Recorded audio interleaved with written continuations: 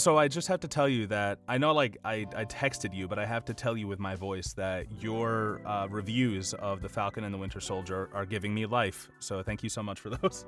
I mean, it's cool you like him so much. I don't know how to respond, so thanks, I guess. No. Hey, listen, take the compliment, dude. When do you get them? You know. True.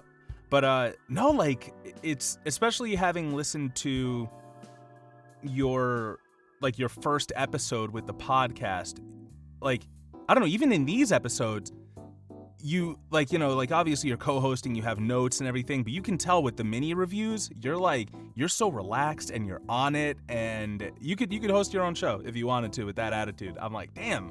Oh, thanks, man. I'm just kind of going into them like, you know what? Like, it's a little mini thing. There's not a lot of pressure. I'm trying to keep it, you know, short and sweet, and just talk about a show that I'm enjoying. So it's kind of fun. Yeah, I like the fact that we don't hear each other's opinions before we record it either. So, like, it's interesting to listen back and see what we both thought, like, was the same or different. And, you know, did I even mention for you to share your theories or no? Because you ended up sharing theories. Exactly. You gave me no direction on what you wanted. I just started doing it, so.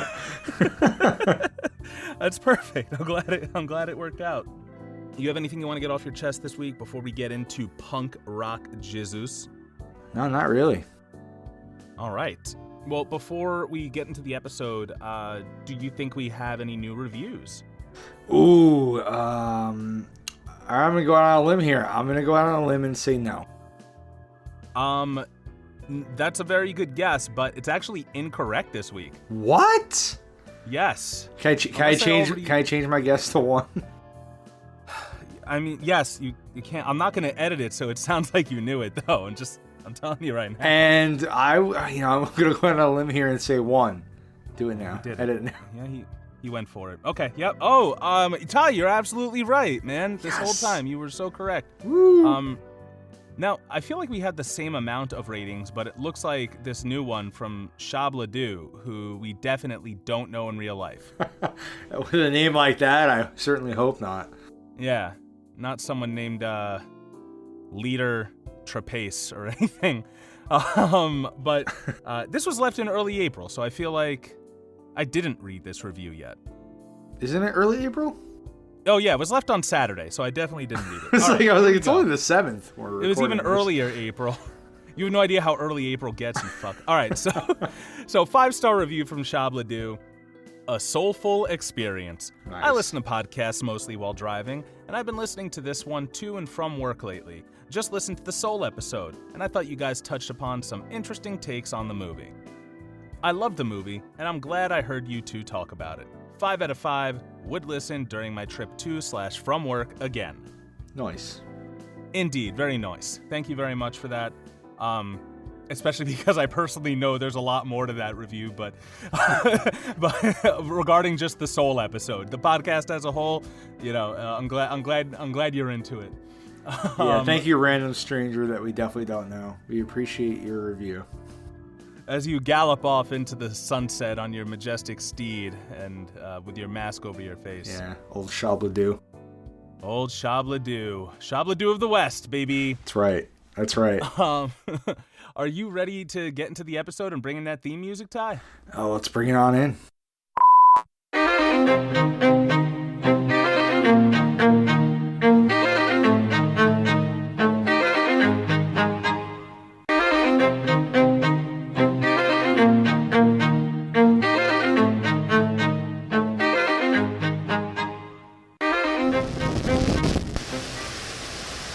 Welcome to another episode of the Politipop Podcast, the podcast where we read between the lines of your favorite pop culture media and discuss the social and political themes within. I am your co-host, Mike Booch, a.k.a. the Soy Boy Pseudo-Intellectual, a.k.a.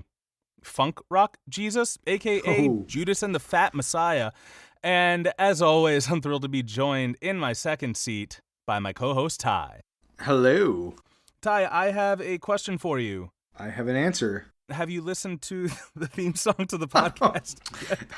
You sweet summer child asking me this. Of course, the answer is clear that I have most definitely considered listening to the theme song. I considered it. I thought about it last week when you asked me, and I got sidetracked, you know? It happens. It happens. You know, sometimes we mean to listen to the theme song. Sometimes we get busy. Even if you've listened to the mini reviews that we've put up, I don't put the theme song in those, actually. Oh, so if you want, you can listen to those. This is like the little drummer boy challenge of Christmas, you fuck. Try to avoid the theme song at all costs. Good, because I really wanted to listen to those mini reviews because I haven't heard yours. And I just didn't want to hear the theme music. So They're fun. They're fun. Definitely do. If you had to hazard a guess as to what our theme song sounds like, what would your guess be? I'm thinking it's like some sort of like religious music, like Christian rock With a Christian. Okay, so Yeah. so like Scott's. All right.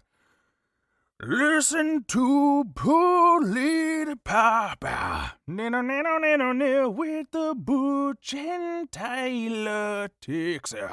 Something like that. Yeah, I would think that's exactly what it sounds like, actually. Actually, POD was Christian rock too, right? We are soy boy commies. We are. Here comes the Zoom, recording podcasts over the internet. Here comes the Zoom. That was good. Nice. That's that mini review energy, baby. Yeah, bring it in. But yes, today we are reviewing Sean Murphy's Punk Rock Jesus. This is a graphic novel that we'll go over the plot in a few seconds about. But do we wanna talk about God before we start? Do we want to talk about punk rock before we start? What do we want to do? We didn't plan any of this. No, I think I agree. I think we should talk about some stuff beforehand. I don't even know if God so much is the important part here as Jesus Christ himself, you know? Though if, you know, you ask certain Christians, God and Jesus are the same person. But that's not always been the case. I'm not caught up on the reboots and what's still in canon and what's not in canon with that story. Well, I can tell you that the Trinity is never mentioned in the New Testament. And it was a more modern take on Jesus Christ and God, which is kind of interesting to think about. So in the New Testament, they don't have Batman, Superman, and Wonder Woman? No, they're actually not in it. They came in the second printing later on. Oh, okay. Yeah, after Siegel and Schuster got their hands on That's right. on the Book of Abraham or whatever. Yeah, I think it's important to note that if you are listening to this and you do subscribe to a certain faith, I'm not going to go all Bill Maher on it and be like, what you believe in is stupid. You know, you've heard my takes on religion before. The whole reason my family comes from a place called the Dominican Republic is because Dominican priests came over there after, you know, Columbus made landfall and decided to massacre those people until they believed in God. So already, you know, this is a complicated history with Christianity. I am always blown away, but not. I guess I'm not surprised, but it does make me ponder, like, why do people of color subscribe to you know, Christianity or any... I mean, you know, Jesus also appears in the Quran, you know, so it's not strictly just a Christian belief, you know. He's also considered, you know, the most gifted of prophets, and that, you know, just like in Christianity, they believe he's going to actually come back at the end of times and kill the Antichrist and save us from annihilation. So, you know, there's definitely like a lot of similarities between Christianity, you know, and those of, you know, Islamic faith, and so it's interesting. Call them the big three, or the Abrahamic religions. Yeah. You know, so it's like it's interesting because it definitely, like, you know, goes across a lot of different you know, religious beliefs here. But, you know, obviously Jesus is most often associated with Christianity, and you know, there's also like the historical significance of him, right? So like almost all historians believe he really was a real person, that he did exist, you know, whatever your beliefs on religion are, you know, that he was an actual historical figure. And that's kind of interesting in itself, right? Yes, it is. Because there are a lot of stories in the Bible that do set themselves, you know, in like real times and stuff, and during, you know, moments of history, you know, real wars that have happened. So in the book, in Punk Rock Jesus, they say that there's no concrete evidence of Jesus having ever existed, but I don't know exactly what, you know, Sean Murphy's research was leading up to this book. Right. Let me be a little more specific then, because what I really mean is people in the United States, people of color in the United States who, when we talk about slavery and the fact that enslaved peoples had to learn how to respect God and become good Christians, otherwise, they were getting beaten and stuff like that. So like, just, even just seeing how strong faith is in the Black community to that religion kind of, I don't know, I get it, but it kind of makes me sad because like the history is just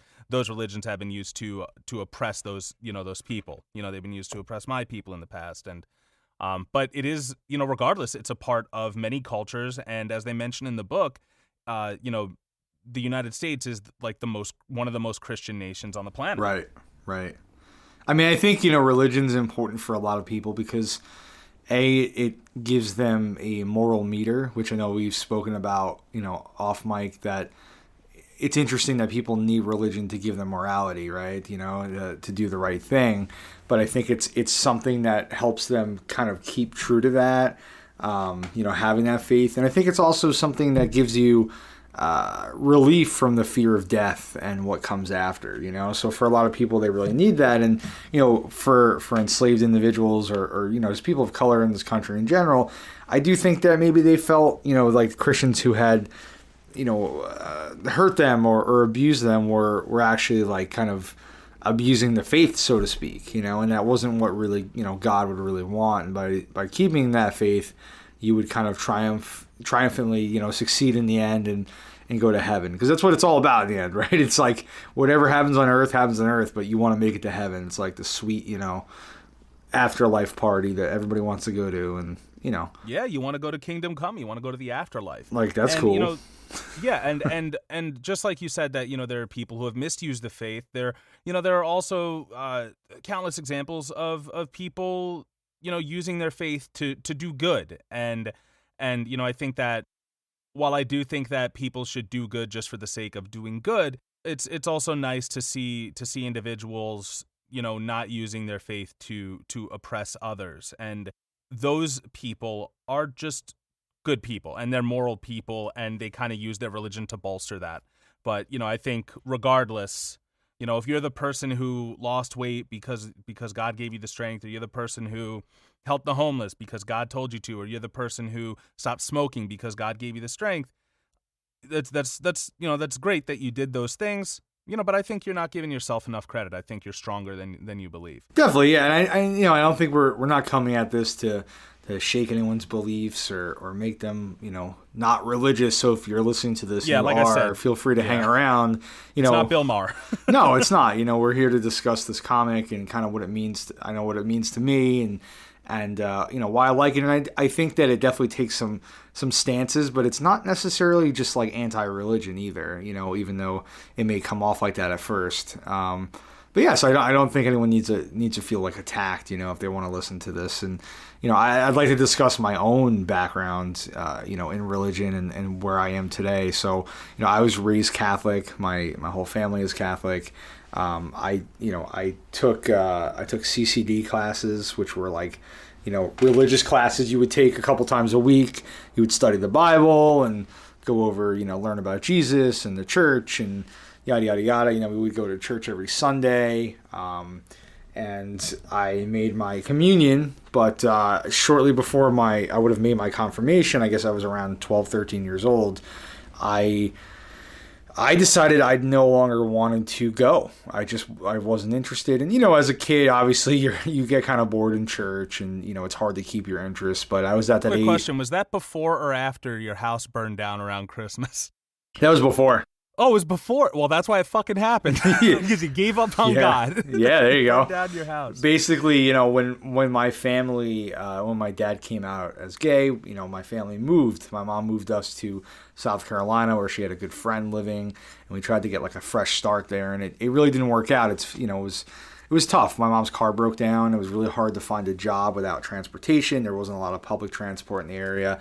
Yada, yada, yada. So ultimately we decided to move back to New York. And we were really broke. So my mom, went to the Catholic Church and asked for help, see if they could give us enough donations to get, like a U-Haul truck to drive back. And the priest was very rude. And he basically told my mom she made a horrible mistake. She went from the frying pan into the fire, and that by helping her, what would he be doing? He would just be sending her back to New York to struggle there. So he refused to help us. And it was actually a Protestant church that my mom's friend went to that raised money from its community and gave us enough money to move back. And, and I think that was really kind of shocking and eye-opening to my mom and to even me at that age. And, we kind of were like, wow, the Catholic Church shunned us, but a church we're not even, belonging to was willing to raise money to help us out and help my family out. So, from that point forward, my mom kind of became a non-practicing Catholic. And I kind of started to shun religion. She should have become a Protestant, shit. Yeah, she should have, right? I just started to kind of shun religion altogether. And I think when I read this comic for the first time, I was kind of at a point where, I don't know, what was it, 2012, 2013 maybe? I was probably, I was just getting out of college or, right, in college. And I think I was really hardcore atheist at that point, I was like, fuck religion. I remember having long talks into the middle of the night with you about religion. And, it just, I was very, very anti-God, I guess. And, I wanted to kind of like, just make sure people knew that I did not believe in religion, and I didn't want, them to believe in it either. And then I got a little older and I started calling myself agnostic because I am open to a lot of, I opened up to a lot of new experiences, not so much God necessarily, but more things about the universe, energy, things like that. And, I felt it was important to note that I wasn't, so much not convinced that something could be out there. I just wasn't convinced that it was what, religion was telling us. And that's kind of where I'm at today. I still don't necessarily believe in God, and I'm not religious, but I do believe in energies. I believe in good energy and bad energy. I think those things kind of stay. I think if you have let's say a horrible crime committed in a place, I think there can be some dark energy left over there. And I do believe in those kinds of things. And I think that's kind of left me in a different place. So rereading this comic to talk about it on the podcast has been a very interesting experience for me. And I enjoyed it just as much, if not more, but I feel like I got a little bit more out of it this time.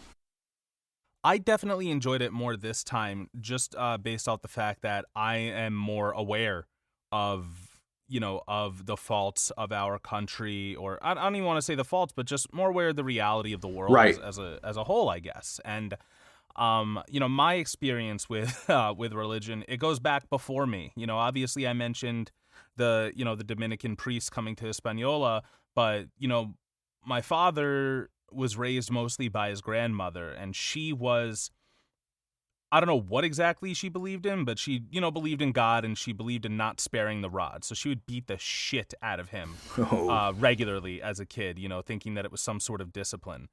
And for whatever reason, he still chose to believe in God, despite constantly being beaten in his name growing up. And, between he and my mother, I think she was a Roman Catholic. I don't know. I don't know the specifics of, the different branches. But she, and if you're out there wondering, why am I not explaining this to you on the podcast? You had a week to let me know. Anyway,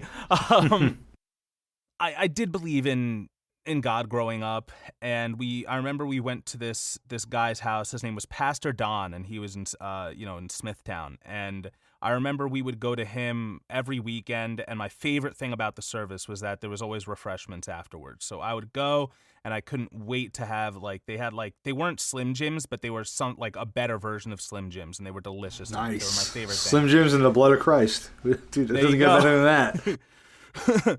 Snap it to the Savior.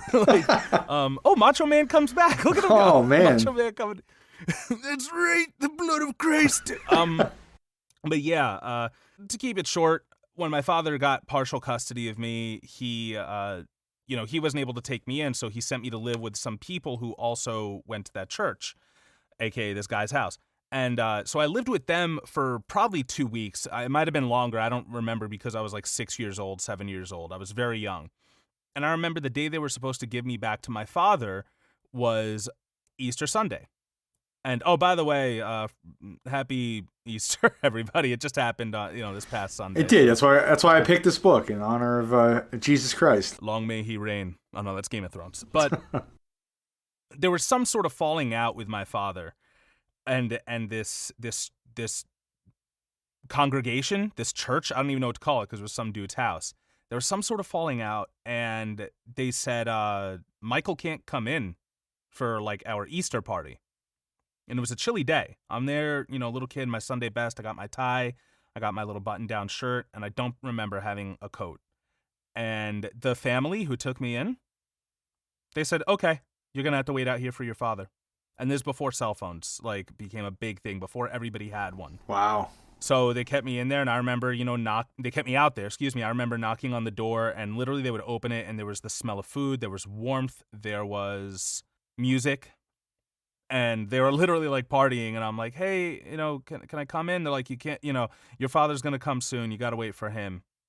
And that was that. Even after that, I still did choose to believe in God. I would pray every night.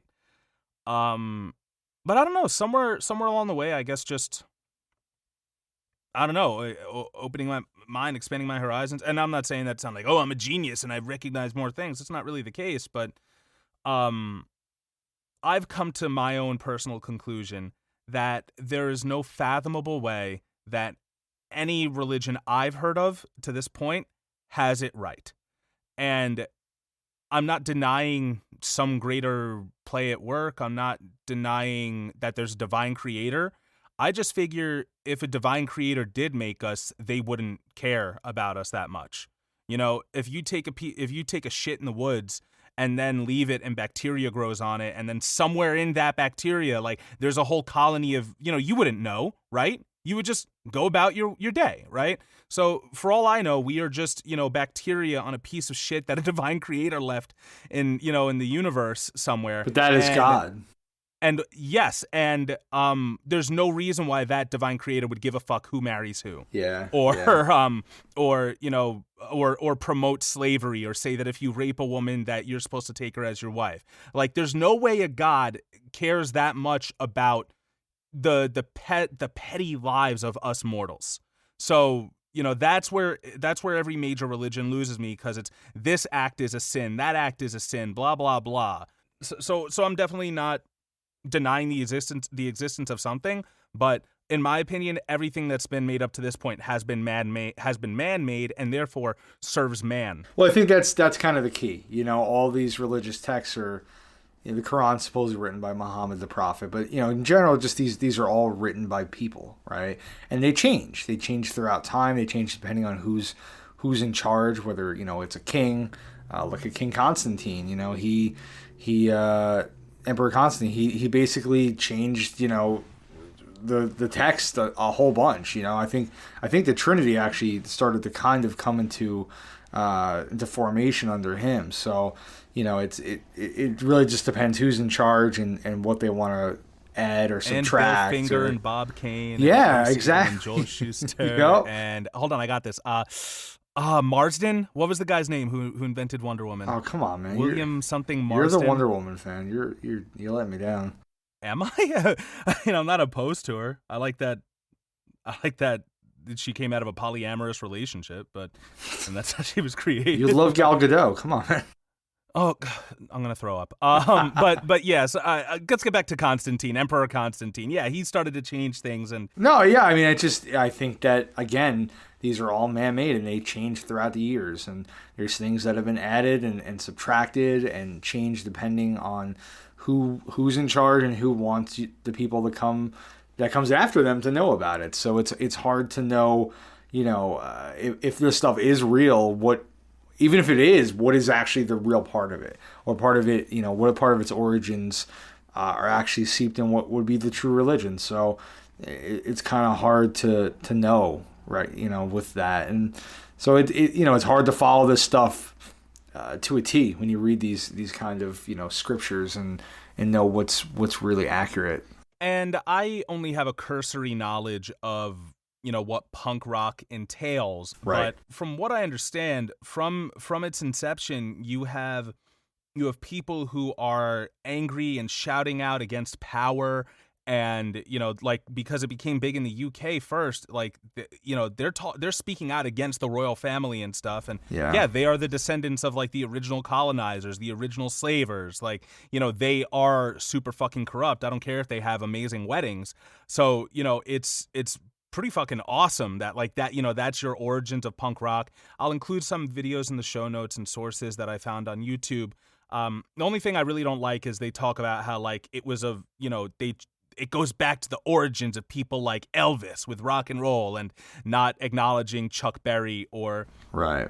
The black contribution to music, and especially protest music. Like they're so very much intertwined in that, like, just any genre that's awesome is the voiceless having a voice and speaking truth to power. Yeah. And punk's known for being, anti-establishment, kind of like, I don't want to say low budget. What's the word? Like self-produced. You can say low budget. Yeah, it's not supposed to be this big, like, hey, we're going to the Grammys, right? It's more of like, fuck the man, and we're gonna speak our truth, and if you want to listen, you're gonna listen. If not, go to hell.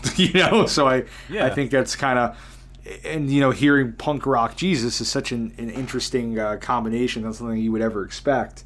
And a funny story, Sean Murphy actually, when he was bringing this comic to DC, he fully expected to change the name because he thought it was silly. And, he told that to, I believe, the editor that was discussing, getting the project from him. And they were like, are you kidding me? It's called Punk Rock Jesus. You can't change that name. Like, no one will ever forget it, And it's true. It's such a memorable title. And he said it was probably the greatest decision he ever made, was keeping that title, because people will never forget that name. It's so ingrained in you. And, I think the last thing I'd like to mention before we really get into the comic is, Jesus Christ, whatever your beliefs are about him, I think the one universal thing that people seem to believe is that he was a good person. Right, whether he was doing miracles or just helping, the poor and disenfranchised, the sick, he was known for just being a good person who didn't believe in, the 1%, I guess, right? Like he definitely tried to do the right thing and make a difference in the lives of people who really needed it.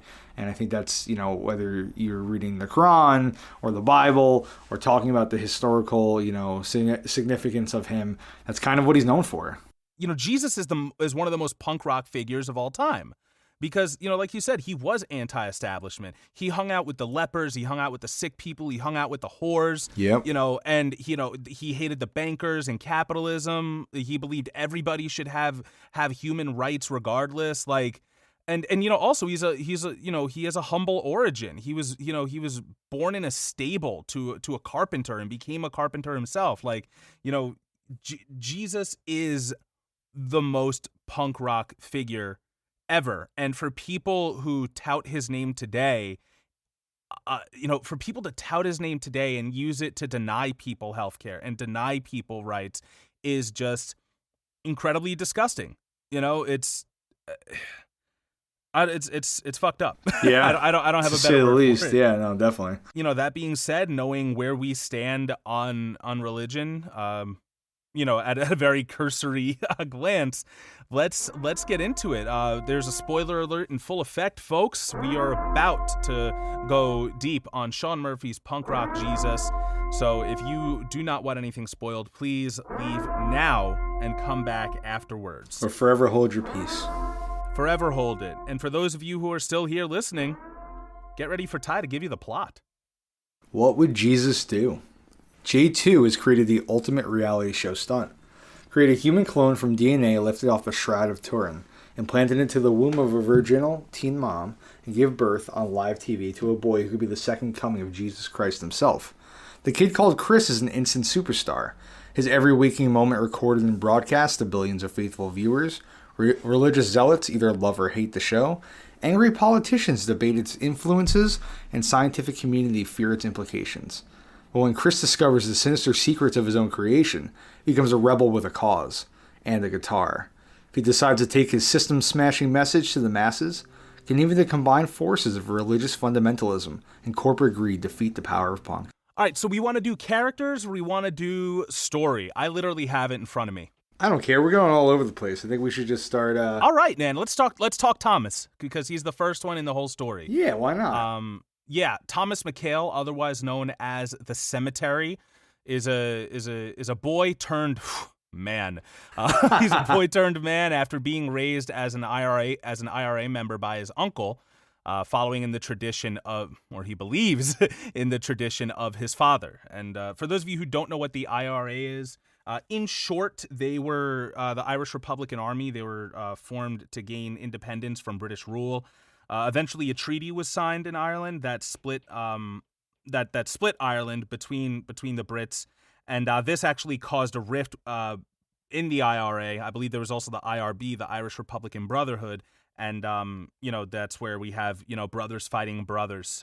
Is a huge history in Ireland, and one of our main characters has grown up in this civil war, grown up in a religious war also. It's a very, very bloody time, a very, dangerous time. And, it's Catholics versus Protestants and, like you said, brothers against brothers. And it's a dangerous place to be living and a world to grow up in.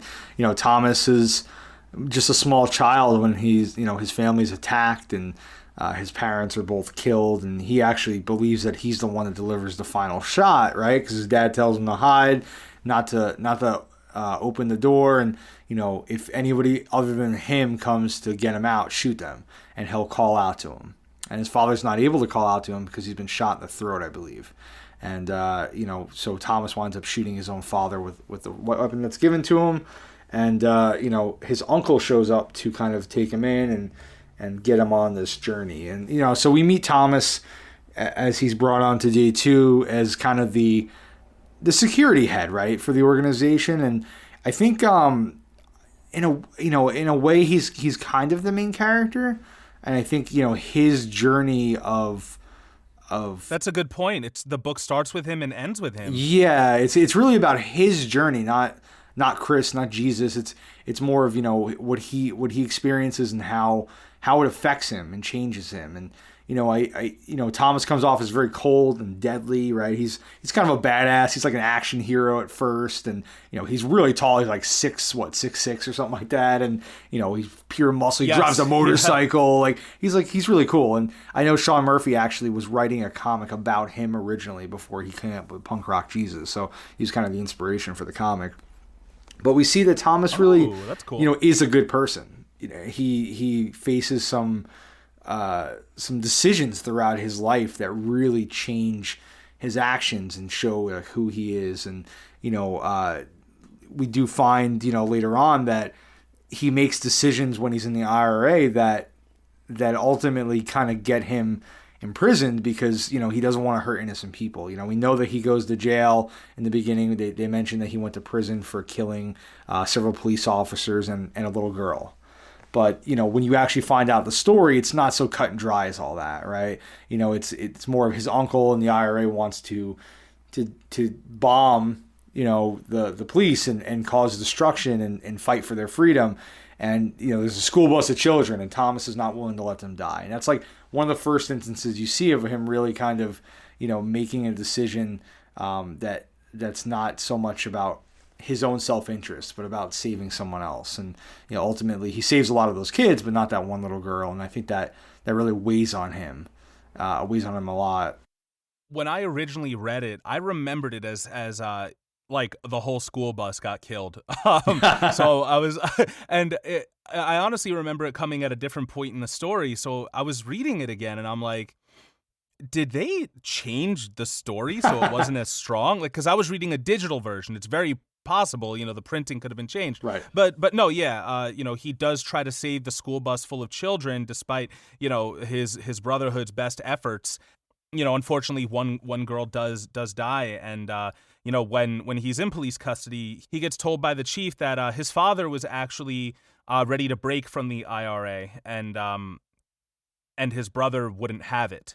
So his brother, Thomas's uncle, was actually the one who murdered his parents. Yeah, I mean, supposedly his father wasn't even actually in the IRA, more of just kind of worked alongside them.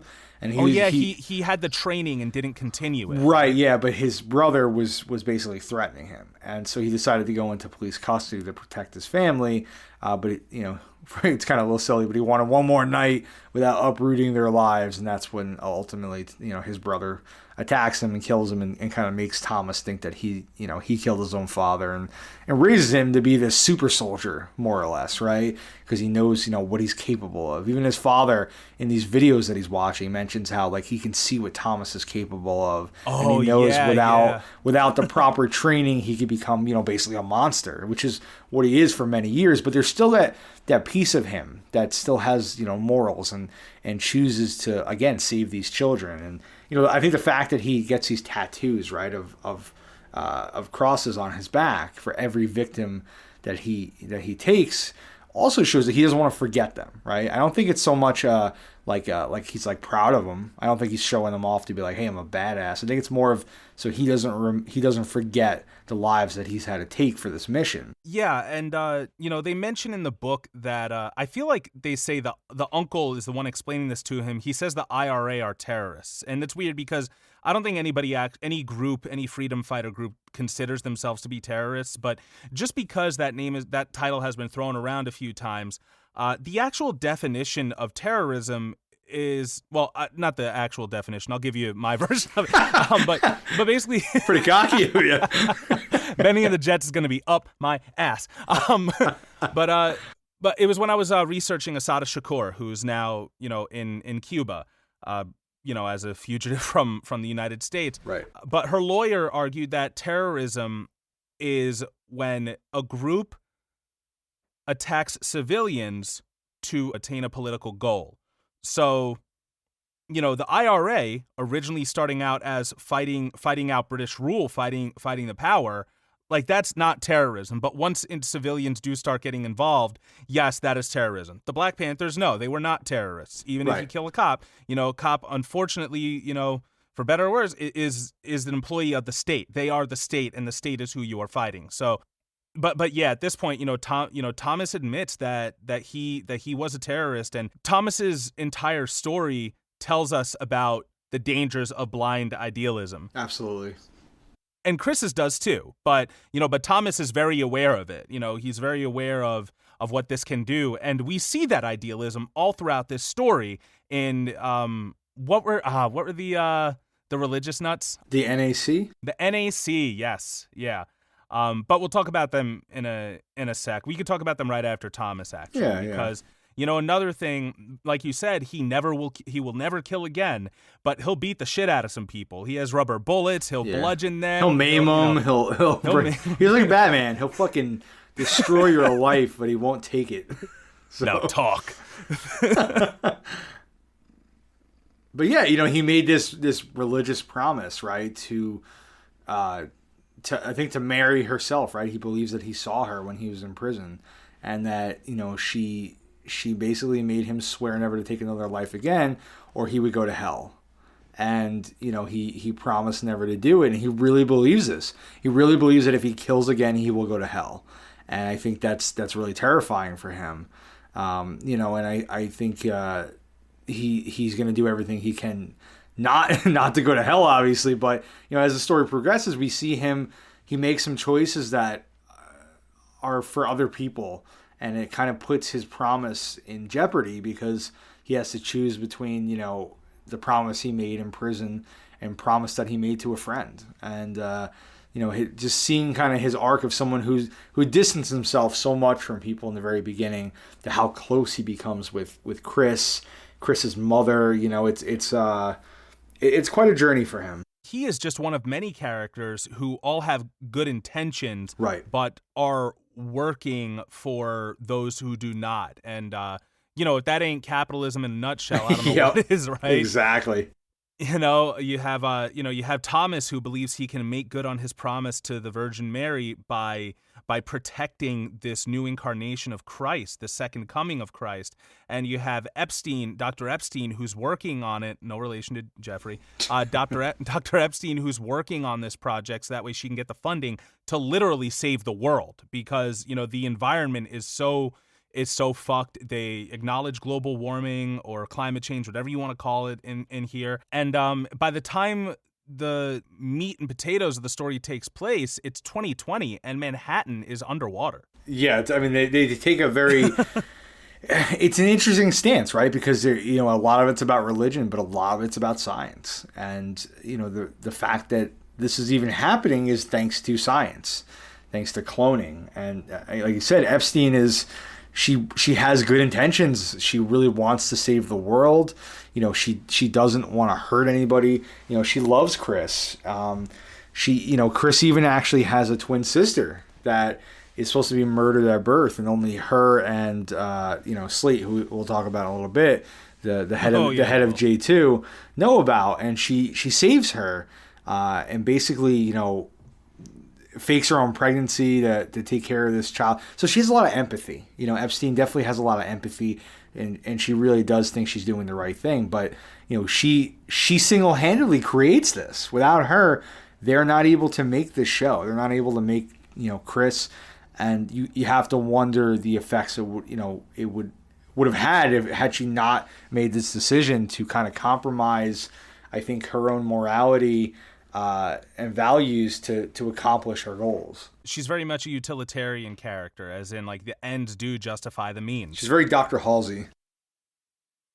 Yeah. From Halo. She is very Dr. Halsey. You're right. You know what? So, actually, we just kind of went into Dr. Epstein. You want to talk about her? I mean, you already did talk a lot about her, but I do want to talk about, just the fact that she is a genius. She is able to clone polar bears. In the book, she names them Cola and Coke. I feel like the real Dr. Epstein wouldn't have done that. I'm going to put in the show notes and sources just about all the horrible shit around the world and environmental issues that Coca-Cola is responsible for. Humanitarian issues. Probably ironic. And what? Do you think it was? Maybe it's ironic. Do you think it was? Yeah, maybe. I'm not sure if Sean would have known back then, though. That's very true. It could have been just Sean Murphy being like, "Hey, polar bears and Coca-Cola." Yeah, so, exactly. Yeah. And if it is ironic, then yeah, you can just talk about, how strong marketing is, to the point that we now associate polar bears with Coca-Cola. Yeah. Despite the fact that they're dying. Oh, and that's the whole point of why it is polar bears that she clones, by the way, because they are an endangered species. And she is a very, very smart woman, and like you said, she's a moral woman as well. She objects verbally to a lot of the stuff that Slate does, such as, giving Gwen is the quote unquote the Virgin Mary in the story, the mother of Chris. They give her breast enhancements, they give her a nose job, they facilitate her addiction to alcohol, and while Dr. Epstein is so against all of this, she still believes that her work is going to be for the greater good, and she has to save the world at any cost. And, we see from an outside perspective, because we get to see all of the characters, and we really get to, we get to judge her actions, but I'm not 100% certain she's wrong.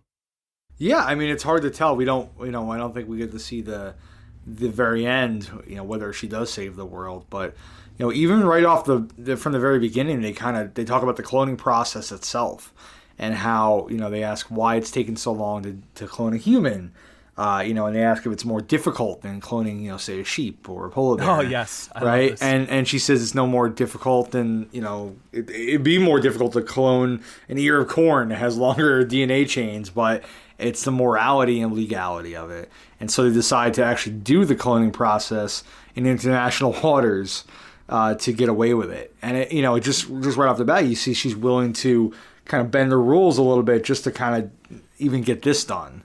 But again, she's a genius, and no one else has been able to do this. So she's so important. You see, like, all of these characters kind of become so vital to J2 and to the television show itself, which just shows the power of television, of marketing, of capitalism. Yeah, I mean, Chris even says later on that he was created by them. Like, he is a product.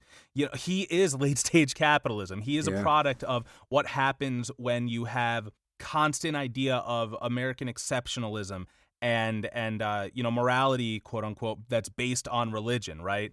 I don't even think, like, for example, if I were Dr. Epstein, I wouldn't have said that it's immoral to clone a person. I mean, we make life all the time. And, whether or not, like, if you want to judge whether or not that's immoral, then, I feel like it's on the same level of doing it with science. And, she does treat Chris like a human being the whole time. And her own daughter, who is also a clone, we find out later on. Whereas Slate continues to call Chris the clone. Yeah. But, it just reminds me of just like all the stuff that religion has been used as an excuse for to stop. When we talk about, let's say, abortion rights and Planned Parenthood and all the struggles they've had to go through, and it's always based off of religion. I haven't heard an argument that against abortion that's just like, oh, here's why. It's always in the Bible it says this, or God says this, or God says that, or whatever. And we always know that just is that's just a dog whistle, that's not the real problem. You don't really have because when that kid's born into a life of poverty and ends up turning to crime, you have no problem putting that kid on death row later. So, you have no problem depriving the single mother of resources who had to have that kid.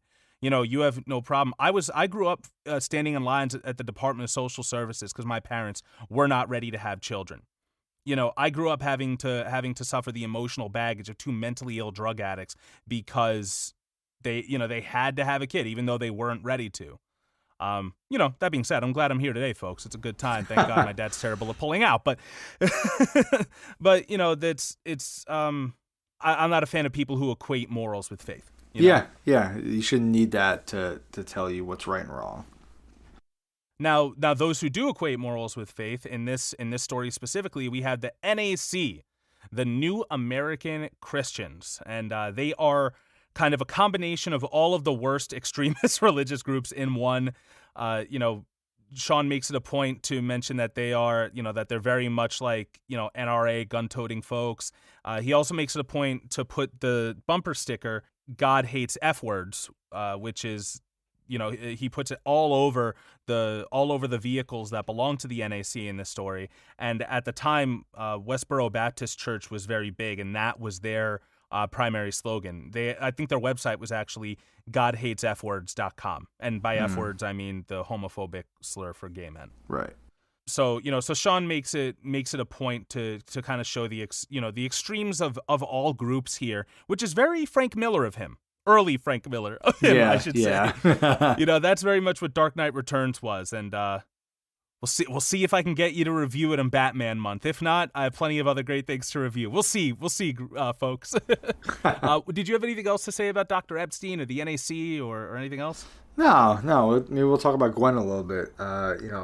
So Gwen is the virgin chosen to carry Chris on the show. She's going to give birth to the new Jesus Christ, and she's an 18-year-old girl who I think gets in over her head, right? And she's convinced that this is going to be, a great thing to do, and she comes on the show, she gives birth live on television, and spends basically the rest of her life, for the most part, locked on this island, this prison, where she, takes care of her son and is always being followed by TV cameras. And, we see Gwen really kind of change as she gets older. She gets very depressed. She becomes an alcoholic. You can argue she becomes a bad mother at times, right? There's. Well, she thinks so for certain, and they play that a lot to the advantage of the show. Yeah, I mean, it's all a reality show, so the more drama, the better. And even though it's supposed to be an alcohol-free island, Slate, slips her alcohol, and she just goes downhill very quickly, and to the point where she finally decides that she wants to visit her parents. Her parents have never come to see her or Chris, and she wants to escape, and she winds up going on this journey with Thomas where they bond. And you see, Gwen is very full of life, actually, and it's kind of sad that it's been taken from her by the show, by capitalism, you could say. And, you know, she's really suffering under these conditions because she was, barely an adult herself when put into this situation. Yeah, I just want to talk about that real quick because she made a life-altering decision at 18 years old, and that decision was based off nothing more than financial instability. We find out that she wanted her parents to be able to pay their mortgage, and that's why she signed up for this. She signed up for it so her parents could live happily, and financially secure for the rest of their lives, and then they never ever see her again. And, once again, let me take it back to the abortion argument, right? Yeah. A kid was forced to have a kid, and it changed her entire life. Yeah. And I also want to talk about the alcoholism real quick, because, like you said, Slade is the one who facilitated her alcoholism. She's going through postpartum depression, and he did it on purpose. And this is a very common practice in reality TV shows. We have shows like The Bachelor. I know it's a little bit older, but Jersey Shore, every iteration of The Real World. And there are these are shows that they intentionally choose people who are not super stable to be on. They cast those people, and then they provide the alcohol and encourage them to drink. They encourage them to get shitty. And I have an article from Vice News that I'm putting in the show notes and sources about a specific show where a sexual encounter happened between two people on the cast, and one of them was definitely passed out because she was too drunk. And the camera crew didn't step in to do anything. They just recorded, they had their sound, and that was it, which we see in this book too, right? When Chris tries to walk on water because he thinks he's Jesus, he falls into the water, and they're just recording. Nobody's rushing in to save him. Nobody rushes in to get in the way at all. The camera crews just have to watch because, like everyone else, they're doing a job. Right. What does Gwen find when she actually gets home, though? So when Gwen and Thomas return to her home, they find that her parents are gone. They've abandoned this home. They've moved on. And I think that really hits her hard, that they didn't even say goodbye, that she did all this to help them, save their home, and they abandoned it. And Thomas tries to comfort her, and says he could still find them if she wants. But I think he can. He can. He's that fucking good. But I think for her, the fact that they would just leave without saying anything to her, she doesn't want to find them anymore. They don't care enough about her, and I think that it really hits her hard, and it causes her to spiral, in a lot of ways even more so. I mean, she definitely takes it that way, and I'm not saying she's wrong, but also they note how the reason they had to leave the house was because they couldn't pay the mortgage. They used all that money they got to build a wall to keep themselves away from the media, which is very Princess Diana to me. Yeah. There's find any documentary, folks, if you want to learn about the People's Princess and how, she married into this shitty family and was very much like the media was her number one enemy, and it ended up killing her and ended up taking her life because they weren't able to make the mortgage payments. They spent all that money on the wall. They had to leave. And to your point, they could have stopped by J2 and said hi, but also the NAC is always out front. They're always in the water. Like J2, right. No matter how much they try to say it's a safe place, it's also a very dangerous place. It's a prison. I mean, it's reality. It's a prison. It is a prison. And it's often, I think, staged to seem like a safe haven. And I think some of these characters really believe it is for a time. Even Thomas believes it's a safe haven. But, Gwen eventually comes to that realization that it's not. That it's a very deadly place. And I think, Chris does too later on. But, like you did mention that her parents may have had to leave because they didn't have the finances. And, these people here are very obsessed. It shows just how obsessed people are with celebrities and television because, Thomas and Gwen stop to get some food and they're bum rushed by a crowd of people who start pulling at Gwen's hair and trying to take pictures and grab them, and they comment on her looks and how cute she is. Not to mention that Slade actually had plastic surgery done on her. to make her more attractive. And Yep. And Thomas gets her out of there, and then they're attacked by the NAC, and they just make it back, into J2 just in time, which is then used to weaponized against them to say, hey, look how dangerous it is out there. You can never leave again. This is it. You're staying here forever. Oh, yeah, that fucking asshole. So, you know what? I want to talk about Slate. Now, do we have to?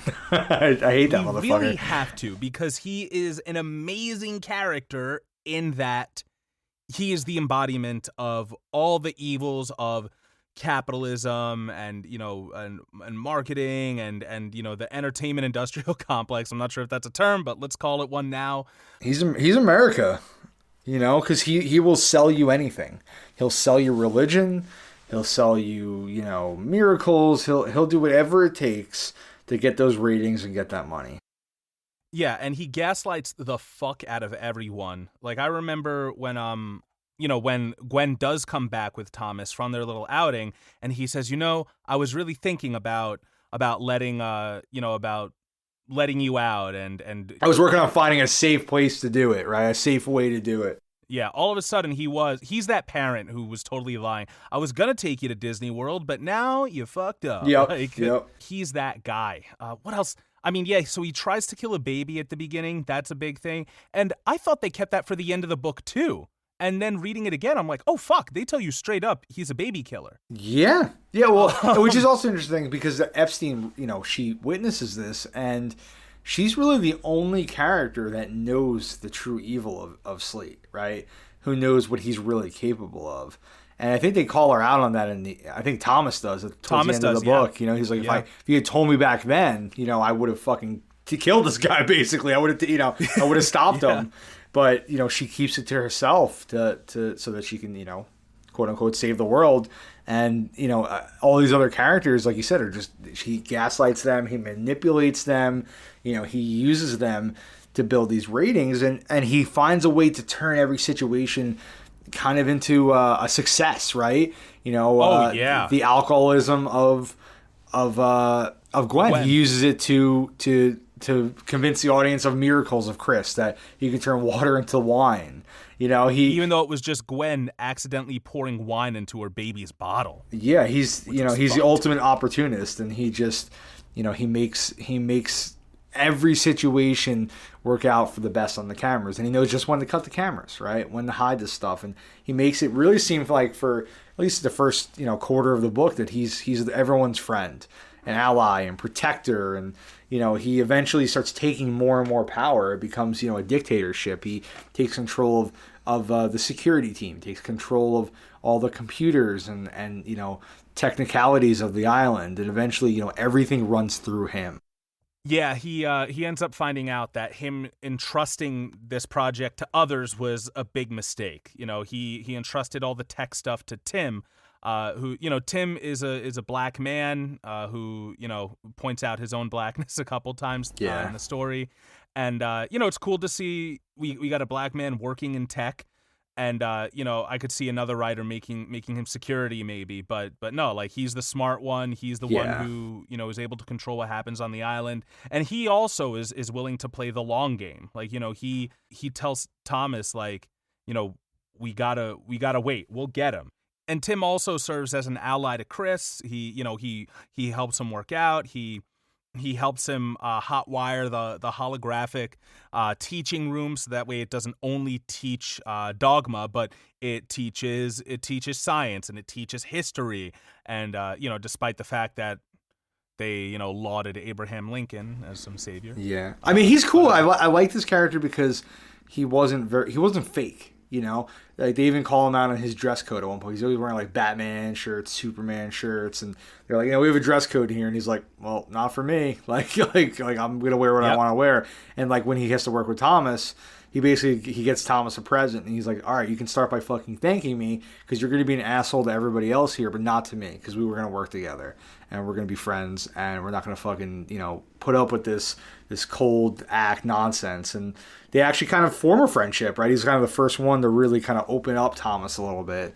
And I think, that's kind of like his skill set. He's able to kind of be really able to get friends with everybody and kind of be an ally to them. And another thing about Slate, real quick, because this is important, especially, you know, when we've been talking about the working class and the culture war this past year. Slate, he loves when the NAC comes to attack J2. You know, he says that the ratings spike, that America loves watching Thomas kick their asses. And, you know, even though it cost them money to, you know, pay all the legal bills and everything, legal fees, that he still, you know, it's still worth it because they make money from advertisers. Yep. And you know, it all evens out. Like, he is very much that mindset that the U.S. government has in the media apparatus, the mainstream media apparatus, in that, you know, they want to keep us at war in the working class constantly. You know, they want to say, guess what? They're canceling Dr. Seuss, and get the fucking conservatives mad over something that's not really happening. And then all of a sudden, you know, you and I are stuck being like, oh, well, if Dr. Seuss did this, then, and we're having an argument about Dr. Seuss and not an argument about healthcare or a universal basic income. Like, right, you know, right. Slate is the embodiment of all of that. He's the embodiment of all of that scum. And for those of you who are reality TV junkies, those people are always behind the scenes. You know, we've worked in reality TV before, and you know that they manufacture a lot of stuff that happens there. I was at the in-laws' house for Easter, and Bar Rescue was on, and my father-in-law is like, you know, why do you have to yell at the guy in front of all of his customers, blah blah blah. And I'm like, it's because it's not real. That's why. Right. You know, they set all of these situations up. You know, we had a friend who was on Bar Rescue, and you know, he told us how they set the whole situation up. So fuck Slate. And my favorite part is the last page, but we'll get to that at the end. Yeah, it's so good. I think we should talk about Chris, right? Jesus Christ character himself. He's cloned from the Shroud of Turin, or the Holy Shroud.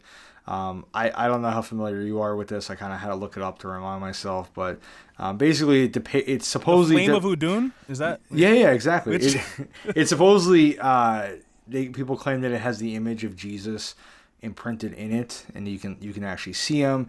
The fabric was supposedly wrapped around Jesus after his crucifixion. And, you know, scientists have proven that it is, you know, from that time period that Jesus would supposedly be from. Other than that, I think it's pretty impossible to obviously prove anything beyond that. But yeah, you know, I mean, Dr. Epstein at the end says that the sample she was given was actually a few days old, not 2,000 years. Well, she never even sees the shroud. She's given a sample of DNA from Slate, and Slate will go to whatever means necessary to hide the truth and manipulate this program. You know, and so we don't really know whose DNA Chris actually comes from. We don't know who his real father is, but to the world, he's Jesus. And it's really sad because the first years of his life, you know, that's all he's taught. He's not allowed to learn about science, and Epstein fights this a lot, and she says that he should be learning, but Slate refuses. So he only learns about the history of Jesus Christ and religion, and that's where those incidents come into be, where he believes that he can perform miracles, and he nearly drowns because he thinks he can walk on water. And you know, it's really, I think, a sad childhood for him. But you know, luckily, Rebecca, who we later learn is his twin sister, but we believe it, you know, to be just Epstein's daughter, is kind of a companion for him. So, you know, he has at least one child to be friends with. He's not allowed to go to public school. He's not allowed to leave the island. So he's got his mom, he's got Thomas, he has, you know, the polar bears, and he has, you know, Rebecca and Epstein. And these are the only people he's really around. And Tim. And so, you know, his childhood's very, very difficult. And, you know, eventually it comes to the point where Gwen is, you know, she needs to leave this island. She can't deal with it anymore. You know, she actually kind of makes a deal with Slate at some point that if Chris is allowed to kind of like live his life a little more, go to a public school, you know, not be so controlled, that she'll stop acting out. She'll stop making trouble for the show. And to a degree, Slate does come through on this, right? I think he puts Chris into school. But at the same time, he also isn't totally honest with it, and eventually, you know, I think he has Chris go on to like an interview, right, and lie about it. This is so heartbreaking. Yeah, the Boiler Room with Don Baker, who, you know, I saw him at the beginning of the story and thought he was automatically going to be like some right-wing commentator guy, but he is like the ideal, what we would want the media to be, right? Like he has the right people on, he asks them questions, and he lets them do their thing. Yeah, I actually really enjoyed his segments, yeah. You know? Because he even tells Chris, he's like, son, like, we can help you. You can tell us the truth. You know, is it true that, you know, that he, that Slate paid off your prom date's family so that way you couldn't go because she was black and ended up hiring the head cheerleader as your prom date?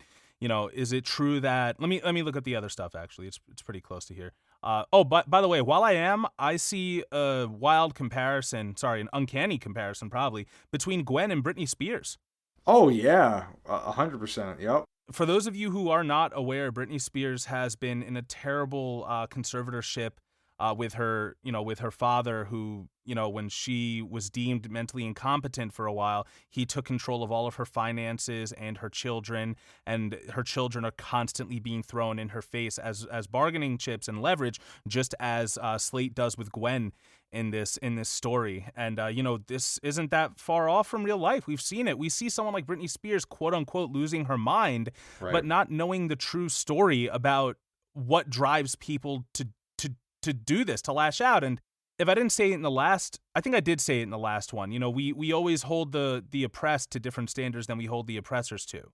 Yeah, I definitely. I mean, look at Britney, like you said, Britney Spears. I mean, she was made fun of and ridiculed for years, right, by the media for her, you know, outbursts. And now, you know, you fast forward to today, people are finally coming to realize, you know, the difficulties and hardships she's had to face, and, you know, they're finally coming to her side. But it took how many years of abuse and just unfair, you know, situations for people to finally realize that, you know, she's being abused and not having what she deserves, you know, control of her own life. You know, but this is just another in a long history of not taking women seriously and trying to control them. You know, when we do talk about mental health in women and postpartum depression and stuff, you know, it's always like, oh, she's the emotional one and it's up to the man to, you know, to make her feel better. You know, so Don Baker says that Daisy Milton, head of the NAC, the New American Christians, that she and Slate kind of arranged a ceasefire when Slate agreed to let Chris attend public school. And it's so weird that we see the NAC constantly flip-flopping, right? But it does make sense because, you know, they're 1 second they're pissed off that Jesus is being cloned and they want to abort him, and the next second they're pissed off that Jesus is being abused and they believe he's Jesus.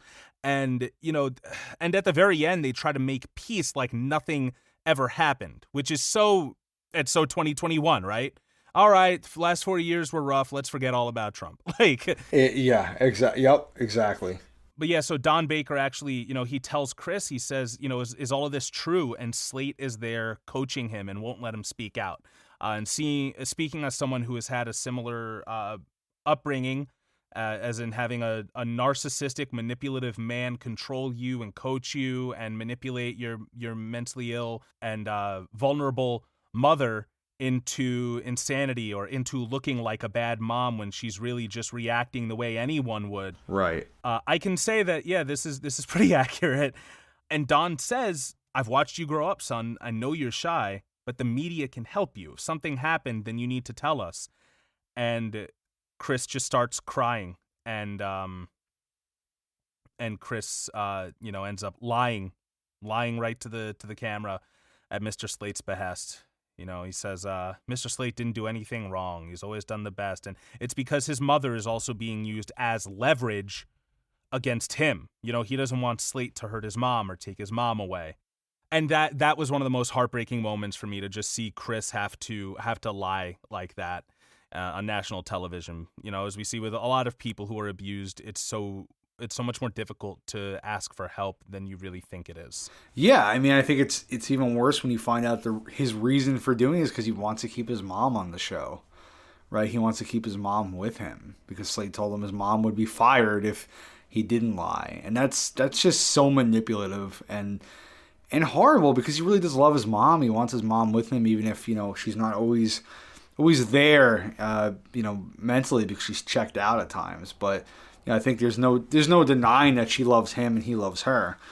and this is the point where she actually pulls Thomas's gun, right? Because Thomas has a soft spot for her. He cares about her, and she jumps from a tree, and she's like, "You'll catch me, right?" And he catches her, and she pulls his gun and shoots at Slate because she can't do this anymore. And Thomas won't let her commit murder, but he also doesn't want to hurt her, stop her, and ultimately she winds up escaping from this facility, right? She leaves, and she's fired from the show, and she tells Thomas to protect Chris, to take care of him while she's gone. And I think she goes to a hospital. She has some injuries, and she has this moment where she remembers jumping out the window of the hospital and being saved by an angel. And, she has the markings on her arms, even if the hospital staff claims that it's not possible. The windows don't open up there. But she really believes an angel saved her. And she ultimately decides to join up with the NAC, to team up with them, take down J2 and save Chris. And again, I think this is an idea of noble intentions, but going about it the wrong way. The only thing I think she did wrong was knowing that Thomas whooped their asses all the time. Yeah. I mean, they did allude to NAC training camps, like for a Jesus Army in the Midwest, but Milton kind of refused to acknowledge it. But yeah, that was the biggest mistake, because honestly, if it didn't kill a polar bear, I would have absolutely taken an army to this island to rescue my son and murder Slate. Yeah. But she went up with extremists who, despite being on his mother's side, later on try to kill him, right? Right. Oh, and succeed. Sorry. we already said that there was a spoiler warning, but I forgot it actually is them, right? But yeah, this attack on the island, it ends in Cola dying, right? Saving Thomas. It ends in Gwen being crushed in doors, right? Crushed in these electronic doors.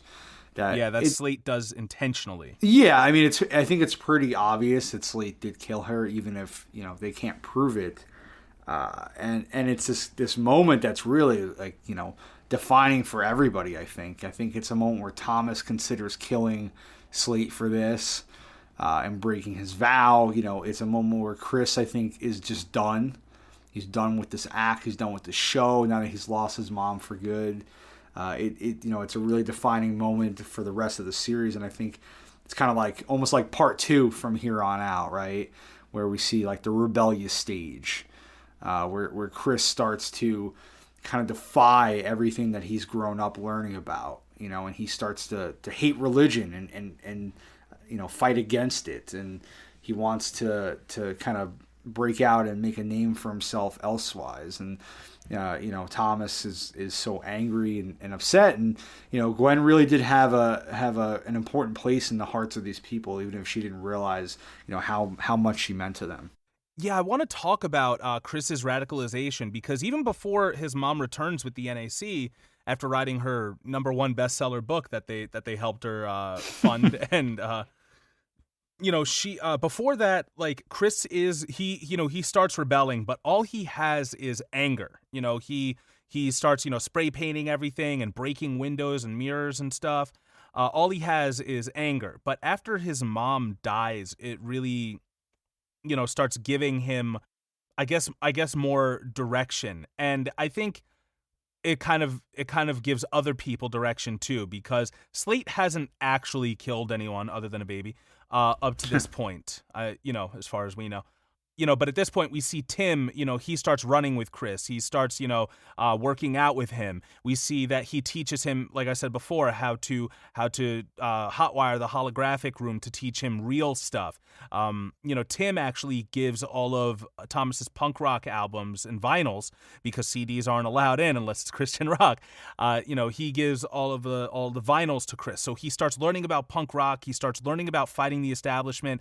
And Epstein, for her part in this, she also is helping him. They're all kind of helping him get ready to become what he's going to be. And she's bringing in books, so he's learning Darwinism and stuff like that. Right.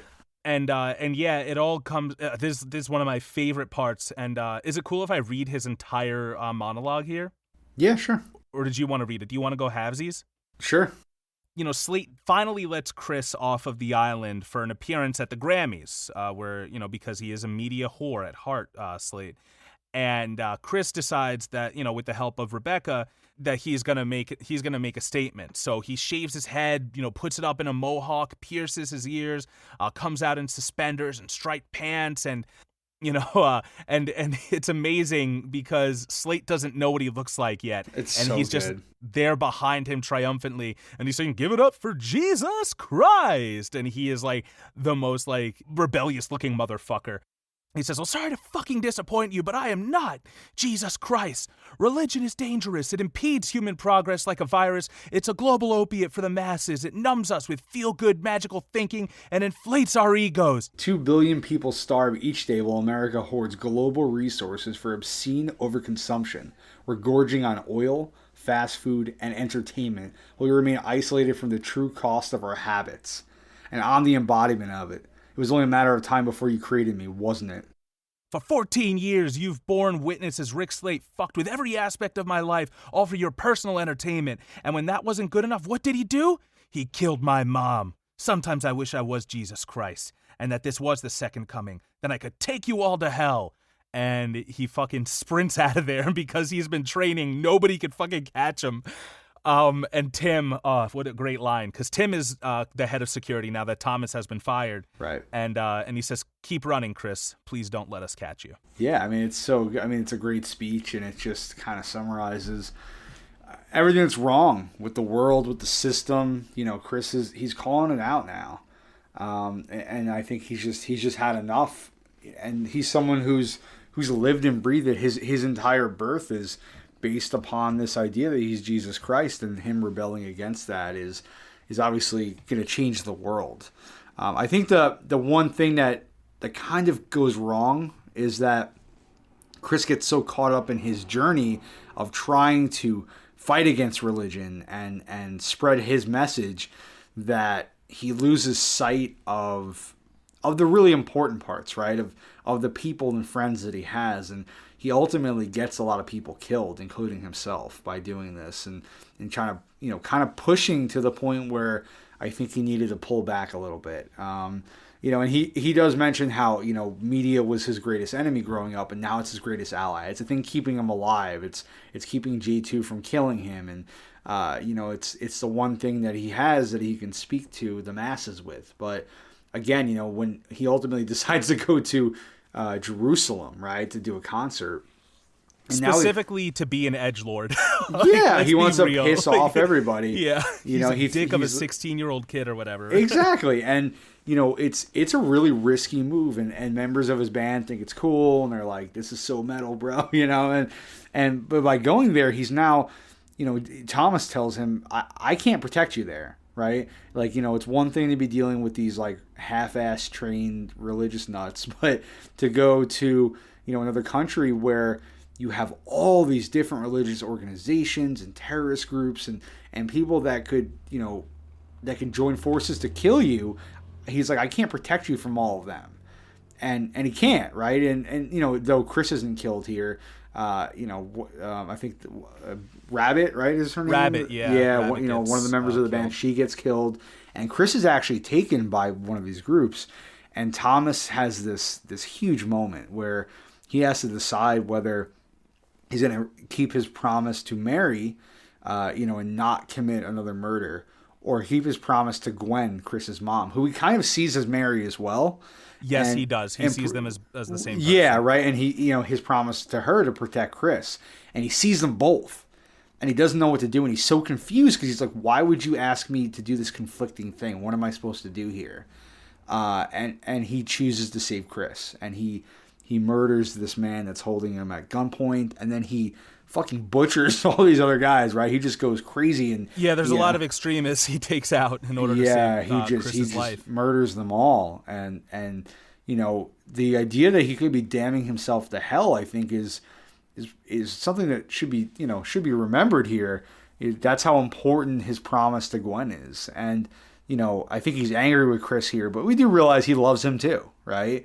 You know, in a way, he was kind of like a father to Chris. He he raised him and has been with him almost every step of his life and protected him.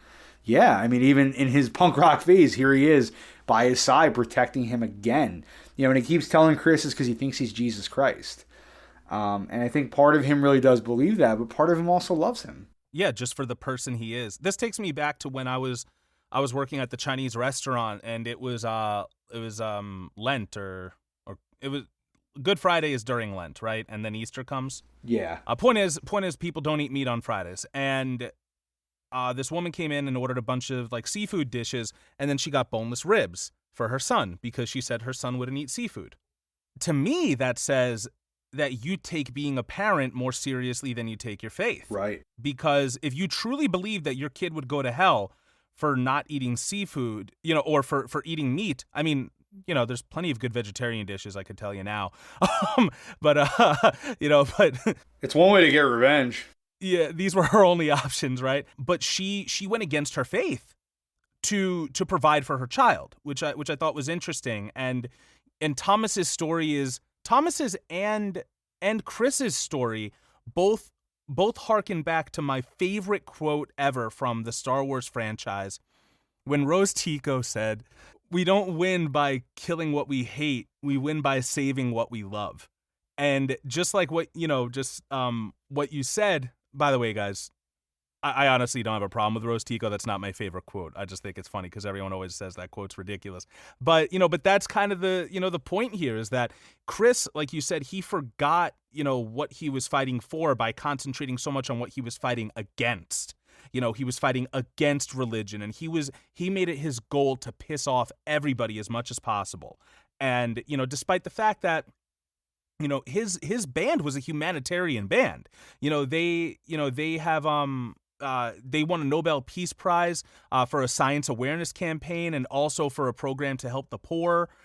And even though the new American Christians didn't like that for some reason, they still call him the Antichrist, even though he's helping the poor. Yeah, I mean, that's the irony, right? He's using all the money that he's making to basically make the world better, and which is what Jesus supposedly would do. He's actually kind of living up to what Jesus Christ, who he was. Yeah, and in trying so hard not to be Jesus, he does become a Messiah. But yeah, I mean, he has all these people, these fans, right? That his army, so to speak, they will fight for him, they will die for him because they believe in his message and his cause. And, it just shows how influential he is. And again, he's not actually Jesus Christ, right? He's just a kid. And yet he was able to use his platform and his, he's incredibly intelligent, right? They say that he's brilliant. And he uses this to try and make the world a better place, but he does pay with his life. He comes back to the United States and he goes, on that, to interview on, was it the Boiler Room? The Boiler Room. And the NAC winds up attacking them, and they decide, they're not going to let him leave. And, Thomas, has a nice moment with them where he's going to sacrifice himself so that, they can all escape. And we find out that, Hold on a second. Before this, Chris is a fucking asshole because he intentionally tells Thomas, "I'm not Jesus Christ." He does. And I'm like, dude, at a certain point, you know what this means to him. Don't be a fucking asshole. Like, he just saved your life. He just broke a fucking blood oath, that meant the world to him.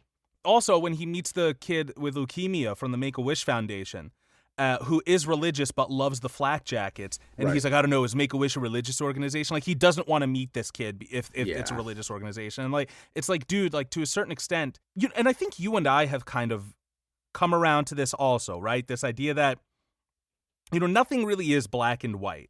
And, you really have to look at the conditions that make a person before you judge a person's individual choices.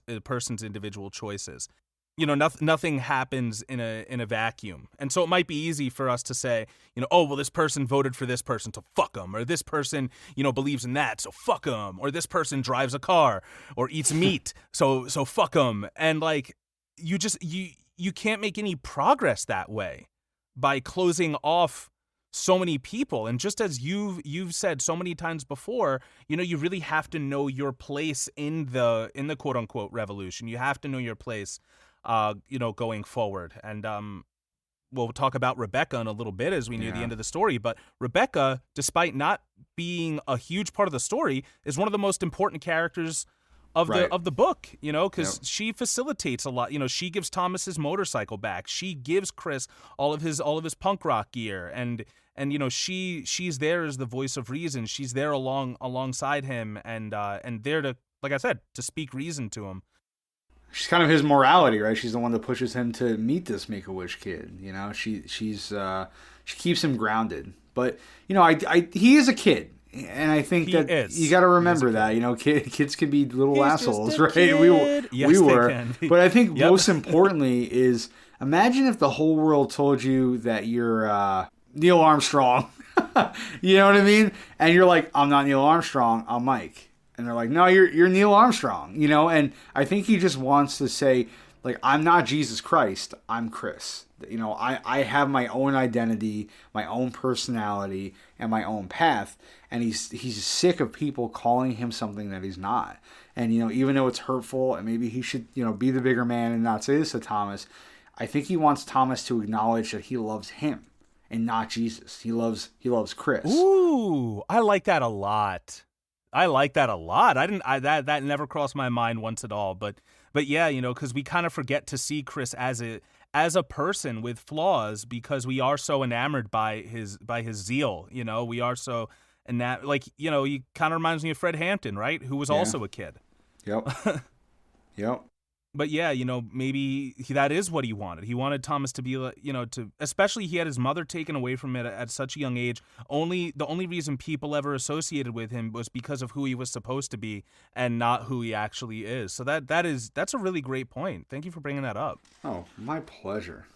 Oh, the pleasure is mine. You know what's interesting is at the very end, right before Chris dies, you know, when Thomas tells them to go in the helicopter and leave, he'll hold them off. You know, Chris says, no, you would never leave us behind. And Thomas goes, go. And Chris says, you were right, Thomas, but I was too upset to listen. I could have ended this when I had the chance, but instead I chose to put you all in more danger. But you don't need to do this. I'm not Jesus Christ. I'm just another dumb, stupid teenager, and I'm not worth the sacrifice. And Thomas says, I can do the Irish accent. Oh, yeah, go ahead. No, go ahead. You want to offend all the Irish people now. Come on. I know you're not really Jesus Christ. I'm only doing this because I promised your mom. That's actually a Scottish accent. It really is. I lost my Irish accent because I got so good at the Scottish one. I don't think I could do a deep one. What does an Irish person sound like? I know you're not really Jesus Christ. I'm only doing this because I promised your mom. I mean, it's better. Heart, stars, and horseshoes. Oh, Jesus. Saving Jesus clone and a red balloon. I'm sorry, I ruined this moment. What does Thomas say, Ty? Can you please tell me? He says, I know you're not really Jesus Christ. I'm only doing this because I promised your mom. And Chris says, you're lying. But then they embrace, you know, and they have this moment. I don't know. I'm not sure, you know, if Thomas believes he's Jesus Christ or not in this moment. But I think it doesn't matter. And I don't think it matters to Chris in the end. It doesn't matter to Thomas in the end because at the end of the day, you know, they care about each other and Thomas wants to save him regardless of who he really is, right? And unfortunately, he's not able to. You know, Chris is killed here. And it's really tragic. And there's a monument built to him. You know, the people remember, you know, what he did and what he went through and, you know, the sacrifice he made. This is, by the way, this is a very Terminator 2 moment here. As I'm looking at this page where he says goodbye to them and he's just he's got this leather jacket and this little punk is like, come on, man, we can do it together. We can go. Just imagine if Arnold Schwarzenegger was Irish and you got... You go, no, wait, I got this. What did he say? He goes, I know you're not really Jesus Christ. I'm only doing this because I promised your mom. Your mom? That one I can do. Good. Your mom. I'm Irish. Come on. This is an Irish accent. Get to the chopper. Literally get to the chopper. It's going to get shot down and you're going to die. Oh my gosh. We have fun here at the podcast, folks. Yeah. I love when the statue's there, like, what do you think? And Rebecca puts the punk bracelet around the wrist. Thomas says that, I think. He says, now it looks like Chris. That was good. That was and so Rebecca inherited J2, right? Yeah.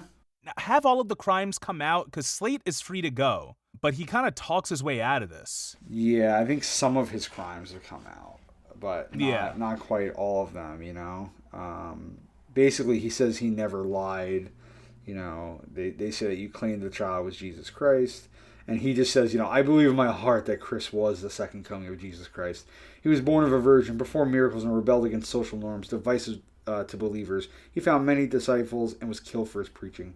How much more convincing do you need? The American flag is behind him. I mean, how much better does that get than, you know? And again, he talks his fucking way out of really getting in trouble. And so there's a settlement, and that's why Rebecca gets the island. It's a settlement from the company. And all the people who are rebuilding it were, you know, are part of Chris's punk rock army, you know? Yep.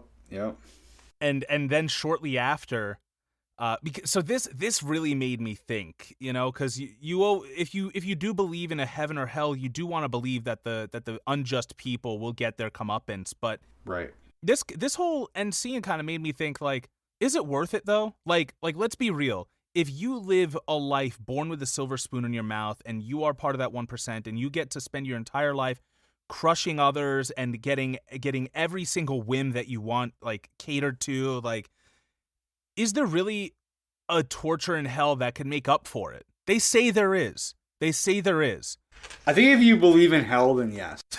But if you don't believe in hell, then no. I mean, it's as simple as that, you know? Yeah. That's true. But yeah, this whole last scene is just, you know, it's so good. This reveal as Dr. Epstein tells Thomas, you know, Rebecca was actually, you know, that little girl that was injected with poison or sedative and drowned, and she survived it in cold ass water where she would have had, you know, hypothermia. Yeah, and she pulled through.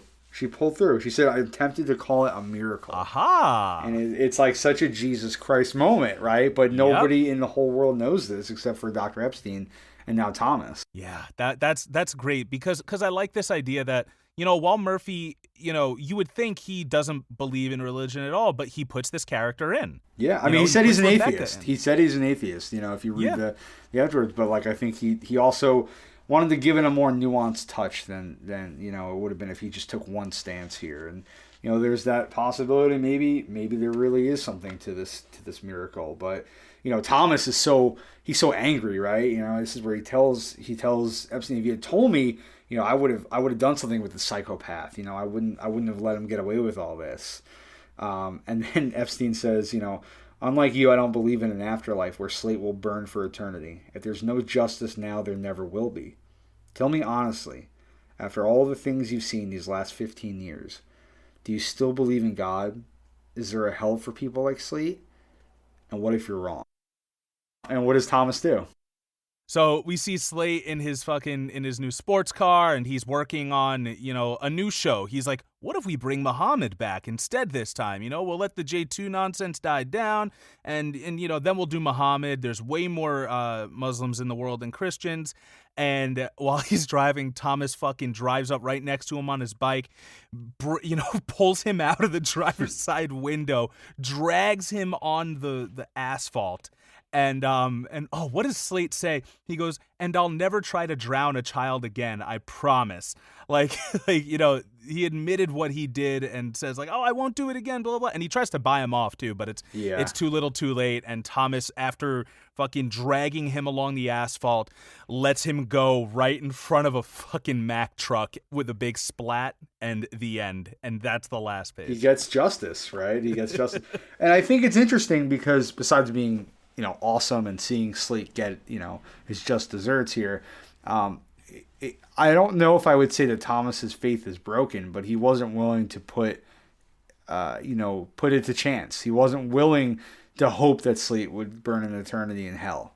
You know, he decided to make sure that he got his punishment. And I think a big part also because, you know, because I've kind of been thinking about it, right? You can't help but think when you find all the problems with your own country, what would you do if you were running it?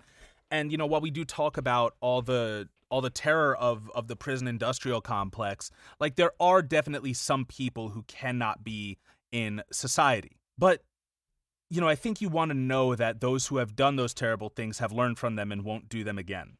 And Slate is the type of person that will do them again. And by keeping someone like him alive, you are continuing to let other people be hurt. And that is the injustice. Yeah. And this is somebody who speaks out against the death penalty as it currently operates in the United States. Yeah, same. You have any final thoughts, man? I really enjoy this comic. I think Sean Murphy's art's great. I think his storytelling is really, really strong. And again, I enjoyed it more upon this second reading, even though I really loved it back when I first read it. But like you mentioned, I don't think we got all the themes and nuances that he was going for here. I wasn't as anti-establishment when I first read it. I wasn't as informed on American politics and our place in the world. And I think reading this, it made a lot more sense. I also didn't know much about the IRA back then, and I learned a lot more over the years since, so that was cool too. Yeah, the whole reason to drink the Irish car bomb exists is because that's what they're fucking known for. Yeah. I had no idea for such a long time, and then I was like, oh, yikes. And it is a car bomb that murders that little girl in the school bus in Thomas's flashback. Exactly, so. Yeah. But I think Sean Murphy did a really good job kind of telling a story that was both pro and anti-religion and even pro and anti-science, because again, this is all caused by science in here, even though you could also argue that science is going to save the world, right? That's what the whole point of it was. So I think, he takes, he does a good job kind of balancing that and not shaming anybody in particular for their beliefs, but it's a great story. Yeah, just like the little boy with leukemia, he's probably not a little boy, he's probably a teenager in the story, but just like he says, I like having my faith challenged. And yeah. I think we should all approach our own ideologies with a similar attitude that, like I have just learned about communism this past year. And, I am more than willing to have my beliefs challenged. And guess what? If I'm not able to provide a good retort, then I can now learn more. So that way I'm prepared for next time. Like I can learn more and I can, like just instead of just having the blind rage like Chris had, finally put it into something more constructive. And I think that is, that's important. And so if you're the person who's listening to this and you do, subscribe to a certain faith, then you should also want to have your faith challenged. And, the stuff that you can't defend, you can leave that stuff behind. The stuff that you can really lean into that and use it to be a good, better person, hopefully. Hopefully, yeah. Just like you, I really liked this comic when I first read it, and I didn't appreciate it until I read it again now. And wow. And for those of you who haven't listened to any punk rock, do that. We didn't go lead into it too much, but pretty much, I know like we came in a little bit late. Like I came in with like Blink-182, Rise Against, and right. those are kind of more like new wave and stuff like that. But Anti-Flag, which is also newer and fucking awesome. We've played some of their songs in previous episodes back when we could do that. But yeah, definitely, folks, listen to some punk rock, because especially if you're living in like a place where you are the minority as far as like your beliefs goes, like listening to punk is really, a great way to just be like, wow, I'm not alone. Other people think the same stuff and they say it loud and proud. Exactly. Like Chris used it to get his message across and find like-minded people. So can you. So give it a listen. And the most punk rock thing you can do, folks, is... I was about to say leave a 5-star review. I thought so. The most punk rock thing you can do is find whatever makes you different and excel at it, and use that to spread, to share your message and share your experience. And then after that, leave a 5-star review on Apple Podcasts, especially if you want it read at the top of the show. And, you can rate and review us wherever you get your podcasts. And subscribe also, please, even if you don't listen to all of our episodes as soon as they come out. It really helps, helps out the show. You can find us on YouTube, Twitter at PolitiPopPod, Instagram at PolitiPopcast. Email us at politipopcast@gmail.com if you have any thoughts. And you can find our show notes and sources at politipoppodcast.wordpress.com. And as always, special thanks to all of you and to Antonia Chava for logo design. Ty, next week, I want to do your 1-year review. Whoa. That's right. A year in review. April 10th. I believe, was Ty's first podcast with Parasite. So that'll be tomorrow for all you listeners. So next week we're gonna have a nice little review in which Ty and I just kind of go back through all the episodes we've done together, and we just discuss like, you know, what this past year has been like for us as far as the podcast goes, and you know, and I'm gonna be just appreciating Tyler and showering him with compliments, you know, standing a true Kang. And then we also have Batman month in May, I believe. So we have some fun stuff coming up there. Oh yes, that's right. Are we doing a housekeeping this month, or do we have one more thing that we were gonna do? I think we're doing housekeeping. With that being said, thank you so much for listening, folks. For the Politipop podcast, I have been Mike Booch. I have been Ty. And remember, no matter what you're reading, what you're watching, what you're listening to, no matter what God you're praying to, what faith you're practicing, never stop thinking, never stop learning, and always remember to read between the lines. And scene. Oh, baby.